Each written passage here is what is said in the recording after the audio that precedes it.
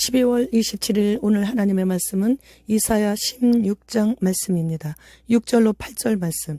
우리가 모압의 교만을 들었나니 심히 교만하도다. 그가 거만하며 교만하며 분노함도 들었거니와 그의 자랑이 헛되도다. 그러므로 모압이 모압을 위하여 통곡하되 다 통곡하며 길하레셋 건포도 떡을 위하여 그들이 슬퍼하며 심히 근심하리니 이는 헤스본의 밭과 신마의 포도나무가 말랐음이라. 전에는 그 가지가 야셀에 미쳐 광야에 이르고 그 싹이 자라서 바다를 건넜더니 이제 열국의 주권자들이 그 좋은 가지를 꺾었도다. 본장은 모압의 물질 풍요와 전략적으로도 훌륭한 요새들을 확보하고 있었기 때문에 스스로의 힘만을 믿고 교만에 빠져 결국 멸망을 당하게 된다는 그런 내용이에요.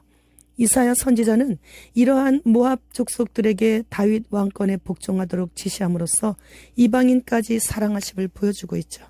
모압은 어차피 심판을 받도록 되어 있지만 다른 나라들과는 달리 심판을 면할 수 있는 방법이 제시되고 있는 것이에요.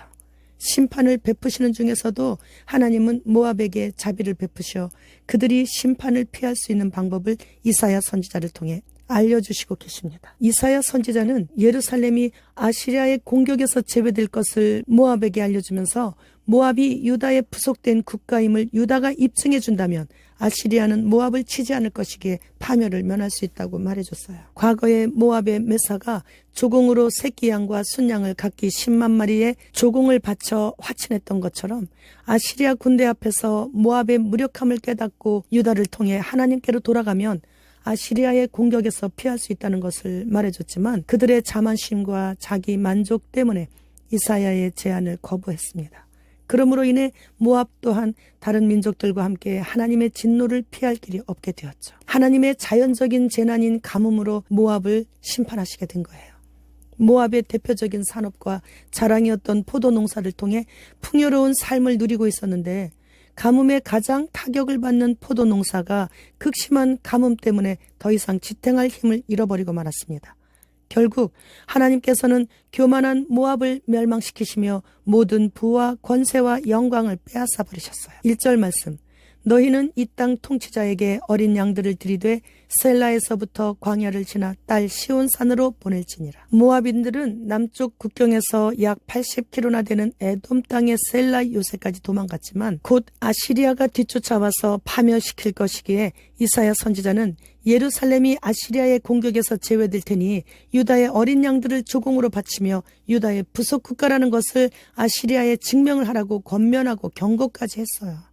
그러나 6절과 같이 모압은 심히 교만했고 거만했기에 그런 이야기를 듣고 분노까지 하면서 자랑을 하며 거부했던 것이에요. 현재 상황이 바람 앞에 촛불 같음에도 불구하고 과거에 조공을 들이며 수치스럽게 그렇게 빌붙어 살았던 그 상황을 이제 절대 받아들일 수 없었던 모압은 아무것도 없는데 자랑까지 하고 있는 거예요. 모든 피조물들은 하나님의 허락하에 하나님의 주권 아래 놓여 있는 것인데 그렇기 때문에 피조물은 자랑할 것이 있다면 자신을 자랑할 수 있는 환경을 허락해 주신 하나님만 자랑해야 하죠. 하나님께 영광이 되지 않는 자랑은 허풍 인생이에요.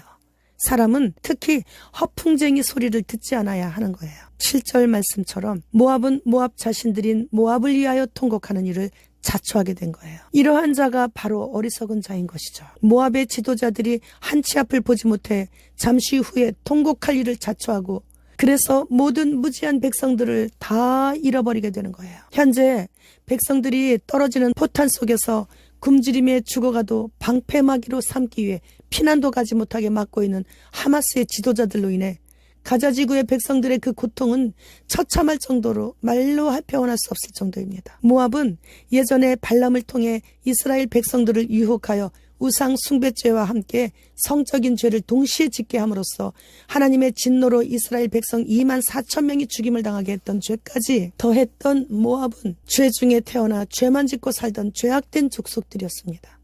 그럼에도 하나님의 긍휼하심으로 구원해 주시려고 이사야 선지자까지 보내셔서 유다의 옛 속되라고 그래서 멸망을 피하라고 이렇게 알려주셨지만 포도 농사로 인해 풍요를 누리고 있었던 그런 삶을 생각하고 다시 또 그런 날이 돌아올 줄 알고 에돔 수도 페트라까지 도망갔음에도 불구하고 돌이키지 않았습니다. 9절로 10절 말씀. 그러므로 내가 야셀의 울음처럼 신마의 포도나무를 위하여 울리라. 헤스본이여 엘르알레여, 내 눈물로 너를 적시리니 너의 여름실과 네 농작물의 즐거운 소리가 그쳤습니다. 즐거움과 기쁨이 기름진 밭에서 떠났고 포도원에는 노래와 즐거운 소리가 없어지겠고 틀에는 포도를 밟을 사람이 없으리니 이는 내가 즐거운 소리를 그치게 하였습니다. 그러므로 인해서 가뭄 때문에 자랑하던 포도 열매도 얻지 못하게 되었고 결국 허풍만 떨다가 아시리아에 의해 멸망을 당해 즐거움과 기쁨과 노래와 인간들의 삶 속에서 나는 여러 가지 소리가 그치게 된 것이에요. 14절 말씀. 이제 여호와께서 말씀하여 이르시되 품꾼의 정한 해와 같이 3년 내 모압의 영화와 그 큰 무리가 능욕을 당할지라. 그 남은 수가 심히 적어 보잘것없이 되리라 하시도다. 이제 모압은 하나님의 심판을 피할 길이 없어서 3년 내에 아주 적은 수만 남게 되어 참으로 보잘것없어 어디 가서도 모압인이라고 말하기도 부끄럽게 만드신다는 확실한 심판을 경고하셨어요. 11절 말씀. 이러므로 내 마음이 모압을 위하여 수금같이 소리를 바라며 내 창자가 기라레셋을 위하여 그러하도다. 모압의 멸망을 전하는 이사야 선지자는 모압의 가장 견고한 성인 기라레셋이 멸망당하는 생각에 창자까지 아플 정도라고 가슴 아파하고 있어요. 12절 말씀. 모압이 그 산당에서 피곤하도록 봉사하며 자기 성소에 나아가서 기도할지라도 소용없으리로다. 우상 숭배자들은 자신들의 산당을 아주 높은 곳에 만듭니다. 그러나 아무리 높게 만든 단에서 제물을 바치고 그 신전에서 피곤하도록 봉사하며 기도할지라도 소용없다는 얘기예요. 모압 왕은 자신의 뒤를 이어 왕이 될 세자까지도 불에 태워 인신 제사로 모압이 섬기는 그모시 신에게 바쳤을 정도예요.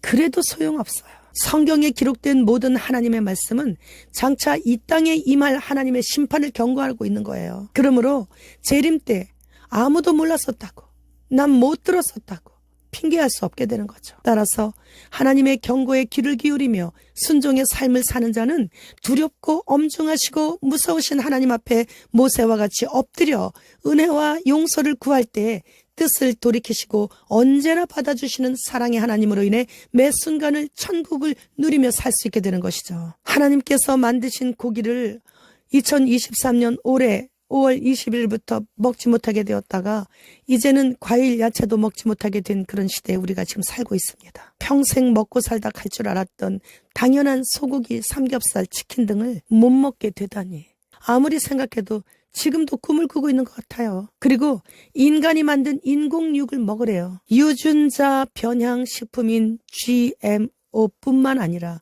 유기농까지 빌개가 손을 댄 야채, 과일, 그리고 양식 해산물, 들어보지도 못했던 곤충식품, 그리고 비행기로 뿌리는 온갖 살충제 독극물들로 도배가 되어 땅을 지금 망하게 하고 있죠. 현재 이 땅에서의 상황이 이렇게 열악하기에 우리는 아무리 바쁘고 피곤하고 아파도 하루에 1시간 이상은 깨어서 온전한 정신으로 말씀과 찬양과 기도로 전신갑주를 입어야 해요. 희생의 열매는 너무나 값지게 우리에게 곧 돌아옵니다. 프랑스는 매년 16만 명의 어린이가 성폭력 피해를 당하고 있다고 합니다. 그래서 성인 여성과 남성에 이르기까지 540만 명이 어린 시절 성폭력에 의한 피해자들이래요. 그러면 나라 전체 인구의 10분의 1인 것이에요.